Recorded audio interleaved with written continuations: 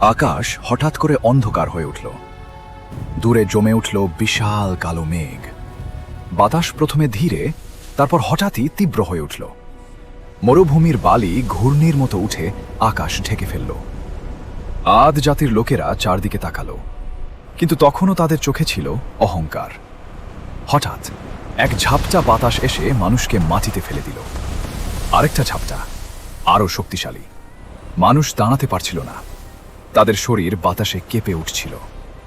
ঘরবাড়ি কাঁপতে লাগল, দালানগুলো দুলতে শুরু করল। বাতাস গর্জন করতে লাগল, যেন পুরো আকাশ নেমে আসছে। তারপর প্রচণ্ড ঝড় সবকিছু তুলে নিতে শুরু করল।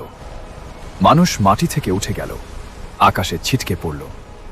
বালি, পাথর, কাঠ সব একসাথে উঠতে লাগল। চারদিকে শুধু ধ্বংস, শুধু গর্জন।